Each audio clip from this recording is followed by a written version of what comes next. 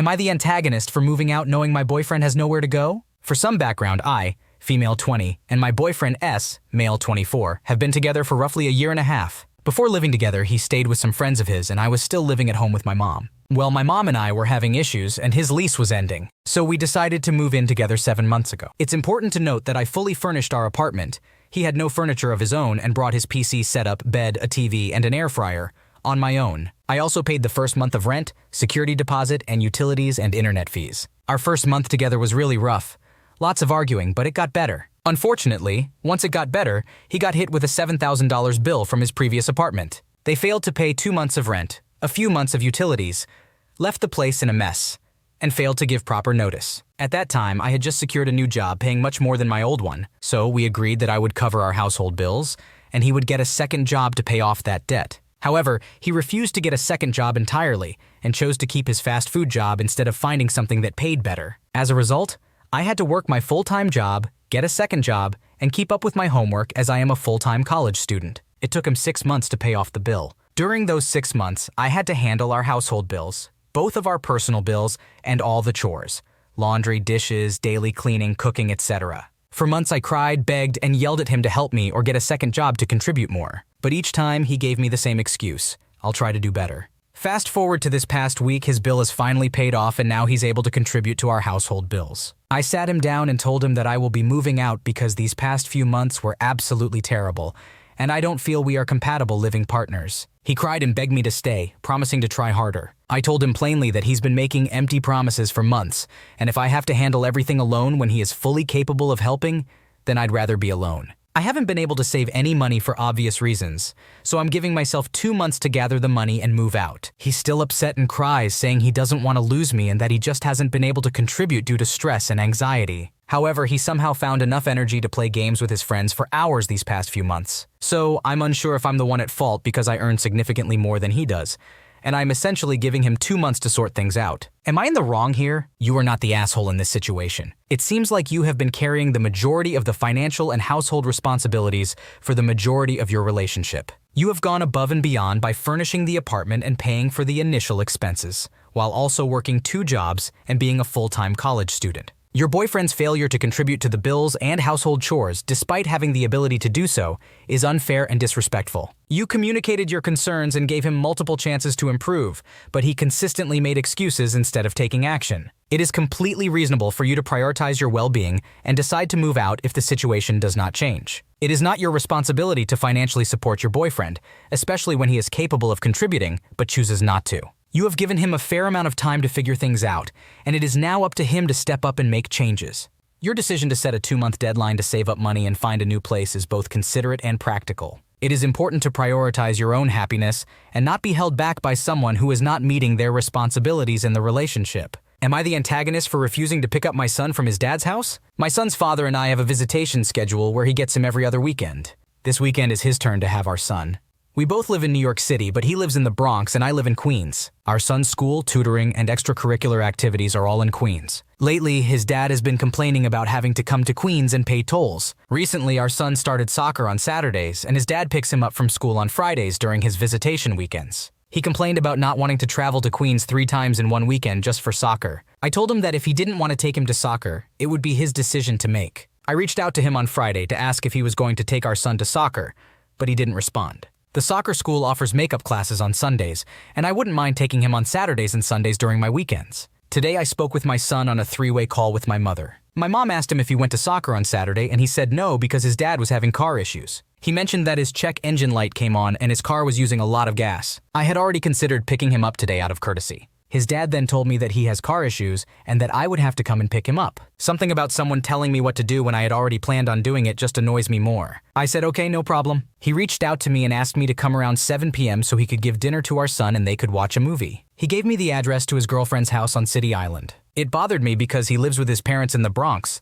and going to City Island is like traveling to another island in a different city. It's inconvenient, especially since it's raining. Annoyed, I told him that if he has car issues, he needs to bring our son back to his parents' house for me to pick him up or drop him off at school tomorrow. I even showed him a screenshot from the Life 360 app, which showed our son moving from his grandparents' location to City Island. He called me a bitch and started crying. I don't think it's fair to me. Earlier, he wanted to give me an ultimatum that I have to pick up our son from the Bronx every other Sunday, or else he would drop him off at school on Monday. He claimed that he wouldn't come to Queens. I told him I don't care because either way, he would have to come to Queens. He seemed to realize his mistake and didn't respond. He doesn't pay child support, contribute to extracurricular activities, and has only paid for tutoring once. I'm basically the one who helps with homework, pays for all of our son's expenses, takes him to school, and buys his necessities. I don't think it's fair that I have to do even more when I'm already doing everything. Anyway, am I the asshole for refusing? You have been accommodating and understanding regarding your son's soccer schedule and have even offered to take him on your own weekends. It is not fair for your son's father to complain about having to travel to Queens while you are the one doing the majority of the parenting duties and covering the expenses. Additionally, his lack of responsiveness and unwillingness to cooperate show a lack of responsibility towards your son's well-being. It is only reasonable to refuse to go out of your way when he is not fulfilling his responsibilities as a parent. Am I the antagonist for telling my grandpa to mind his own business and stop acting like he's all-knowing about blended families? Both of my parents were part of blended families when they were growing up. My dad's parents divorced when he was 2 years old, and his siblings were all 7 years old or younger. My dad is the youngest. A year later, my grandpa remarried, and my step-grandma had 2 kids from her previous marriage, and they had 3 kids together. Unfortunately, my grandma passed away when my dad was 10, so I never had the chance to meet her. Despite this, they managed to have a pretty nice blended family. Although my dad is closer to his full siblings, he gets along really well with his stepmom, step-siblings, and half-siblings. Their relationships have remained good even after several decades. My mom was also part of a blended family, but it was a different situation. Her mom had been married before and had 2 sons from her first husband. Unfortunately, her first husband passed away when the boys were 5 and 6 years old. She remarried when they were 11 and 12. My mom was the 3rd child from her mom's second marriage. Her half-brothers were distant from them while she was growing up, and at a certain point they stopped seeing each other. She doesn't remember them well, but her siblings do. They shared that their half-brothers always seemed cold and unhappy around them. They had almost no contact for years, and the only brief contact they had was when they reached out to inform the boys about our grandma's passing. Since then, they haven't had any contact, and my mom has come to accept that it's the end of their relationship. My grandpa, my dad's dad, has always been very invested in my mom's blended family. Every few weeks, he brings it up and asks my mom if the boys have gotten in contact or if she or her siblings have tried to reach out to them. When our grandma passed away, he told my mom that they should have made more effort to get the boys to attend the funeral. They had their own private celebration of grandma's life but didn't want to be around my mom or the family. He always makes comments about what my mom should do to make the boys come around. However, since our grandma's passing, he has been insufferable and has upset my mom on multiple occasions. He tries to convince her that they love her deep down and they just need a push to show it. He believes that losing a shared parent often leads to regret and reunification. However, my mom has come to accept that she will never hear from them again or hear about them anymore. It upsets her when Grandpa makes it seem like he knows everything about blended families as a whole. Last weekend, when we were with my dad's family, Grandpa told my mom that she really needs to pour her heart out in a letter and send it to her half-brothers. He said that she needs to make more effort or else her mother will be crying from beyond the grave. This broke my mom's heart and annoyed me so much. I couldn't help but tell Grandpa to mind his own business and stop acting like he knows everything about blended families. I pointed out that his advice was neither helpful nor compassionate and that he was only hurting my mom further in his attempt to seem like a know-it-all. Grandpa got really mad at me for speaking to him in that way. So, am I the asshole here? You were not in the wrong for standing up for your mom and expressing your frustration with your grandpa's behavior. It's clear that your mom has accepted the situation with her half-brothers and has moved on. Your grandpa's constant insistence and meddling in her personal relationships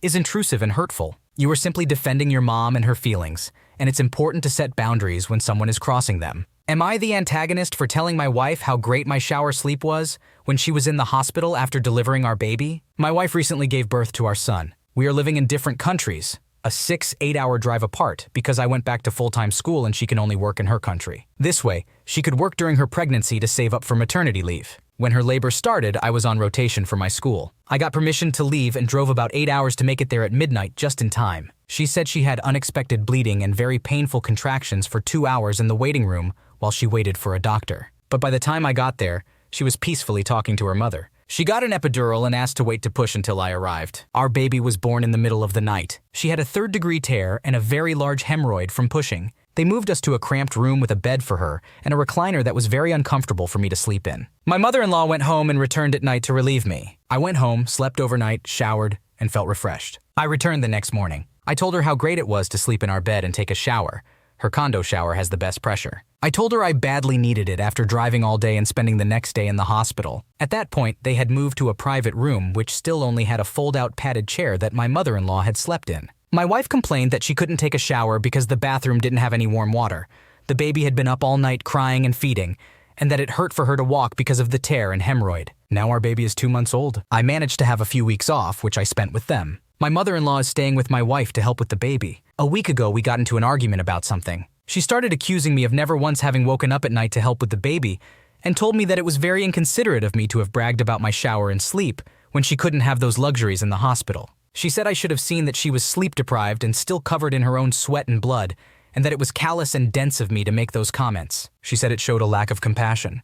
I didn't make those comments maliciously. I had gone about 48 hours without a shower, and combined with the 8-hour travel, I felt quite filthy. I had also woken up at 5 a.m. and did a 5-hour shift before driving up 10 hours to get to the hospital. It had been over 36 hours since I had last slept in a bed. I expressed to my wife that it felt great to take a shower and sleep because of the sleep deficit I had and because of how filthy I was feeling. I mentioned that having a good night of sleep and a shower meant that I felt fresh and could be fully present for her and the baby and as helpful as possible during this time. Am I the asshole for just expressing gratitude for my experience? It seems like your intention was not to belittle or undermine your wife's experience, but rather to explain how much you appreciated being able to have a shower and sleep in your own bed after a long and tiring journey. It is important to acknowledge that your wife was going through a difficult time, but it is also important to communicate your own needs and experiences. It might be helpful to have an open and honest conversation with your wife to explain your perspective and clarify your intentions.